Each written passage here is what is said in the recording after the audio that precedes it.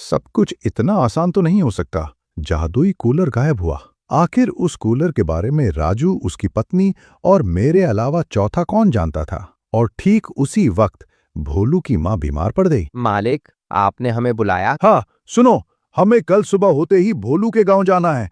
क्यों मालिक? भोलू तो उसकी बीमार माँ के लिए गाँव गया है ना? हाँ, सवाल जवाब मत कर। वो भोलू इतना भी भोला नहीं है जितना दिखता है। उसकी माँ का बीमार होना और उसका छुट्टी मांगना, ये सब एक नाटक है। दाल में कुछ काला नहीं, पूरी दाल ही काली है। मुझे यकीन है वो कूलर भोलू के पास ही होना चाहिए। जंगल के सबसे घने हिस्से को पार करते ही एक सुंदर तालाब दिखाई देता है। किनारे पर एक छोटी सी कुटिया है जहाँ साधु बाबा ध्यान की मुद्रा में बैठे हैं। देखो, वही है साधु बाबा। बाबा, ओ बाबा, मेरी पुकार सुनिए बाबा। आ गए राजू, मुझे पता था कि तुम यहाँ जरूर आओगे। शांत हो जाओ बेटा, सब ठीक हो जाएगा। राजू कुछ बोल पाता उससे पहले ही बाबा की नजर चिड़िया पर पड़ी। और चिड़िया रानी, तुम भी आ गईं?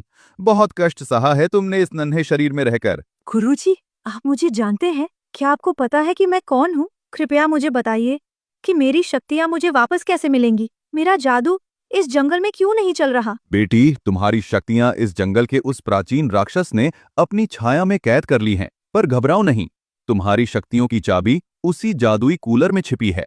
वो कूलर मिलेगा तो तुम्हारी आजादी भी मिलेगी। पर बाबा, वो कूलर तो चोरी हो गया है और मेरी राधा, वो तो मौत के करीब है। हम सेठ के घर से दावत करके लौट रहे थे, तभी वो बेहोश होकर गिर गई। राजू, धैर्य रखो। इस तालाब के पास वो नील कमल का पौधा देखो। उसकी पत्तियों का अर्क लेकर अपनी पत्नी को खिला दो।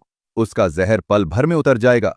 उस जालिम सेठ ने राधा के खाने में जहर मिला दिया था। धन्यवाद बाबा। पर वो कूलर किसने चुराया? क्या वो सेठ ने ही चुराया है? नहीं राजू, हर दिखने वाला दुश्मन असली चोर नहीं होता। याद करो, जब तुम कूलर से अपनी खुशियां मांग रहे थे, तब कोई और भी उन दीवारों के पीछे खड़ा तुम्हारी बातें सुन रहा था। वह साया तुम पर पल पल नजर रखे हुए था। बाबा, हम उसे कैसे पहचानेंगे? कोई तो निशान होगा। मैं बस इतना देख पा रहा हूँ कि उस चोर ने काले वस्त्र धारण किए हुए हैं। जाओ राजू, समय कम है। अपनी पत्नी को बचाओ और उस काले कपड़े वाले साये को ढूंढो। बाबा फिर से ध्यान में लीन हो जाते हैं। राजू जड़ी बूटी थामे और चिड़िया रानी के साथ घर की ओर चल पड़े। राजू हाफता हुआ घर में घुसता है। राधा अभी भी वैसी ही बेजान पड़ी है। राजू बिना देर किए नील कमल की पत्तियों को पीसकर उसका अर्क राधा के गले से नीचे उतारता है। उठ जाओ राधा, बस एक बार आंखें खोल लो। बाबा ने कहा है ये दवा तुम्हें ठीक कर देगी। प्लीज राधा, मुझे छोड़कर मत जाओ। कुछ ही पलों में राधा के शरीर में हरकत होती है। वो एक गहरी सांस लेती है और धीरे धीरे अपनी आंखें खोलती है। ओह जी, ये मुझे क्या हुआ था? मेरा पूरा बदन जैसे पत्थर का हो गया था। अरे, ये चिड़िया, ये घर में कैसे घुसी? निकालो इसे बाहर। शांत हो जाओ राधा, डरो मत। ये कोई साधारण पक्षी नहीं है। इसने और बाबा ने मिलकर तुम्हारी जान बचाई है। ये बोल भी सकती है। हाँ राधा, मैं एक श्रापित आत्मा हूँ। घबराओ मत, मैं तुम्हारी सहेली हूँ। श्रापित आत्मा? हे भगवान, ये सब क्या हो रहा है? और मैं यहाँ घर कैसे आई? हम तो सेठ की दावत में थे ना? उस जालिम सेठ ने खाने में जहर मिलाया था राधा। वो चाहता था कि हम बेहोश हो जाएं और वो पीछे से हमारा जादुई कूलर चुरा सके। क्या? कूलर? अरे, वो जगह तो खाली पड़ी है। कूलर चोरी हो गया? हाय, मैं तो लुट गई। मुझे तो पहले ही शक था कि वो जालिम सेठ हमें दावत पर क्यों बुलाएगा। ये सब उसी की चाल है। नहीं राधा, मामला इतना सीधा नहीं है। बाबा ने कहा है कि चोर ने काले वस्त्र पहने हुए थे और सेठ जी को हमने कभी काले कपड़ों में नहीं देखा। काले कपड़े? अजी, सेठ का वो नौकर भोलू, वो हमेशा काले कपड़े ही तो पहनता है और वो उस दिन दावत में भी कहीं नहीं दिखा। हाँ, भोलू। और वो मुझे रास्ते में भी मिला था। कह रहा था कि गांव जा रहा है, पर उसकी बातों में घबराहट थी। और बाबा ने भी कहा था कि कोई हमारी बातें छुपकर सुन रहा था। राजू भाई, अब सब साफ है। भोलू ने ही सबको धोखा दिया है। वो गांव नहीं बल्कि कूलर लेकर कहीं छुपा होगा।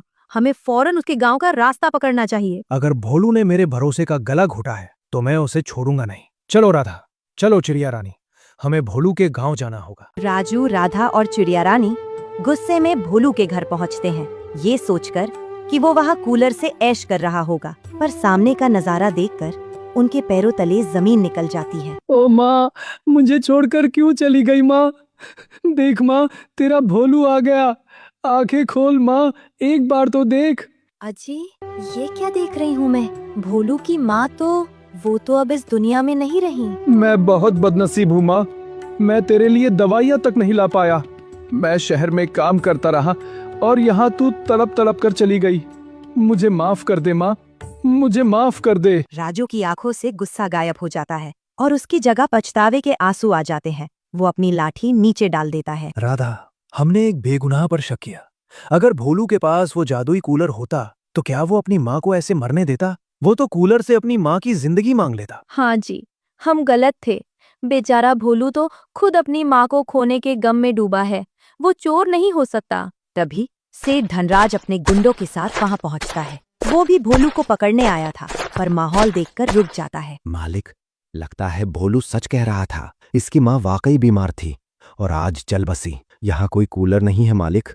किस्मत ही खराब है। बेकार में इतनी दूर भागते हुए आए। ये कंगाल भोलू क्या खाक चोरी करेगा। चलो यहाँ से, यहाँ रुकने का कोई फायदा नहीं। भोलू चोर नहीं है, सेठ भी खाली हाथ है। तो फिर आखिर वो काले कपड़े वाला चोर कौन था? किसने हमें इतनी सफाई से धोखा दिया? राजू भाई, इसका मतलब चोर कोई ऐसा है जिस पर किसी की नजर ही नहीं गई। हमें वापस गांव जाकर फिर से सोचना होगा। कुछ दिन बीत चुके हैं। गांव में फिर से वही चहल पहल है, लेकिन सेठ धनराज के दिमाग में अभी भी उस गुमशुदा कूलर की खुजली शांत नहीं हुई है। तभी दुकान की सीढ़ियों पर एक साया उभरता है। राम राम सेठ जी। अरे अम्मा, तुम फिर आ गई उधार मांगने। देखो आज मेरा दिमाग ठीक नहीं है। चुपचाप यहाँ से चली जाओ। उधार? आज उधार लेने नहीं, तुम्हारा पिछला सारा कर्जा चुकाने आई हूँ सेठ जी। ये लो, एक एक कौड़ी गिन लो। सेठ पोटली खोलकर देखता है तो उसमें सोने की मुहरें और नए नोट चमक रहे थे। सेठ की आंखें फटी की फटी रह जाती हैं। अरे अम्मा, तुम्हारे पास इतना धन? तुम तो दाने दाने को मोहताज थी। ये जादुई चमत्कार कहाँ से हुआ? क्या किसी गड़े हुए खजाने की चाबी मिल गई तुम्हें? किस्मत कब बदल जाए सेठ जी, कोई नहीं जानता। बस ये समझ लो कि अब मेरी गरीबी के दिन कट गए। जरा बढ़िया वाला राशन तौल दो तो। अम्मा सामान लेकर शान से चली जाती है। तभी भोलू, जो अभी अभी गांव से लौटा है, गले में सफेद गमछा डाले दुकान में दाखिल होता है। सेठ जी, माँ को तो मिट्टी दे आया। अब गांव में जी नहीं लगता, इसलिए वापस काम पर आ गया। मुझे कुछ याद आ रहा है। उस दिन जब ये अम्मा पहली बार आई थी, तब तो अम्मा के पास एक फूटी कोड़ी नहीं थी और उधार और लेके गई थी। तो आज इतना धन कहाँ से आया? मालिक, कौन अम्मा? वही अम्मा जो अभी अभी दुकान से इतना राशन ले गई है। तो दोस्तों, क्या लगता है आपको? कमेंट्स में बताओ। हो सकता है जो आप लोग सोच रहे हो वो ही असली चोर है, या फिर इस खेल के पीछे या किसी का कोई बड़ा हाथ है। देखने के लिए पार्ट 3 कमेंट्स में लिखें और प्लीज दोस्तों लाइक और सब्सक्राइब जरूर करें। मिलते हैं अगले पार्ट 3 में।